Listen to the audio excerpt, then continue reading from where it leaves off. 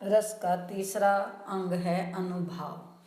अनुभाव अर्थात जिस व्यक्ति में रस उत्पन्न हुआ है, अर्थात जो व्यक्ति आश्रय है, उसके शरीर पर होने वाले परिवर्तन, ये प्रतिक्रिया या चेष्टाओं, उनको हम अनुभाव कहते हैं। जैसे स्थायी भाव के जागृत होने पर आश्रय की बाह्य चेष्टाओं को अनुभाव कहते हैं। जैसे भय उत्पन्न होने पर रोंगटे खड़े हो जाना या पसीने से तर हो जाना आदि।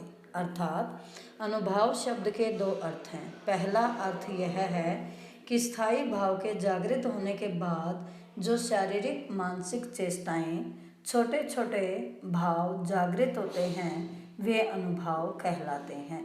इस तरह अनुभाव का एक अर्थ तो है स्थायी भाव का अनुगमन करते हुए बाद में जगने वाले छोटे छोटे भाव।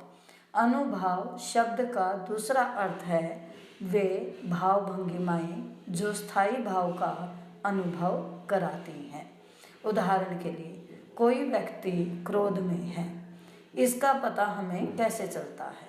उत्तर होगा उसके हाथ भाव, मुख मुद्रा, लाल आँखें, चेहरे पर तनाव, गुस्से से भरी बातें करना आदि से। अतः वे समस्त शारीरिक एवं मानसिक चेष्टाएं या भाव भंगिमाएं जो किसी भाव का अनुभव कराती हैं, अनुभाव कहलाती हैं। तो अनुभाव हुआ कि जिस व्यक्ति के मन में रस उत्पन्न हुआ, उसके शरीर में आया परिवर्तन ही अनुभाव कहलाता है। जैसे आश्रय की चेष्टाओं अथवा रस की उत्पत्ति को पुष्ट करने वाले वे भाव जो विभाव के बाद उत्पन्न होते हैं, उनको हम अनुभाव कहलाते हैं। अर्थात जैसे अगर हम कहें कि मान लो हम कहें कि वात्सल्य रस है, तो उसमें बच्चे को देखकर खुश होना। उदाहरण के लिए दूसरा उदाहरण हम देखें, सिंह को देखकर व्यक्ति का कांपना, चीखना, पसीना पसीना हो जाना, मुख पीला पड़ना आदि चेष्टाएं अनुभाव हैं। अर्थात व्यक्ति के मन में शेर को देखकर भय उत्पन्न हुआ है, अर्थात यहाँ भयानक रस उत्पन्न होगा और उसमें अनुभाव होंगे कांपना, चीखना, पसीना पसीना हो जाना या मुख पीला हो जाना आदि। अनुभाव के 4 भेद होते हैं: कायिक, मानसिक, आहार्य और सात्विक। सात्विक अनुभाव के भी 8 भेद होते हैं: स्तंभ, खेद, रोमांच, स्वरभंग, कंप, विवरणता, अश्रु, प्रलाप। अब इसका हम ध्यान से विस्तार से सुने। पहला है स्तंभ, जड़ हो जाना, अर्थात ऐसा हो जाना जैसे शरीर में जान ही नहीं है, शरीर की गति का रुक जाना।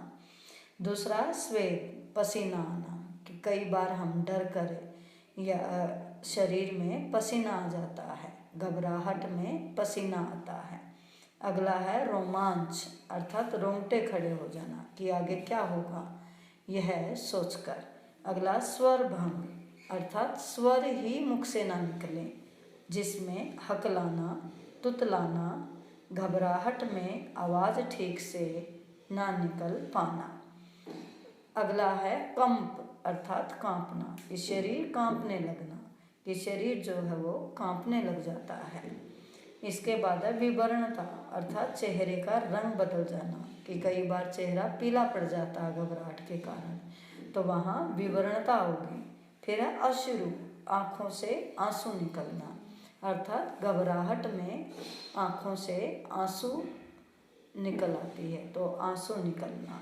उसके बाद है प्रलाप, अर्थात बातों को याद कर करके जोरों से रोना। तो प्रलाप रोने को ही कहते हैं कि जब व्यक्ति घबराहट में जोर जोर से रोने लगे, तो ये है अनुभाव।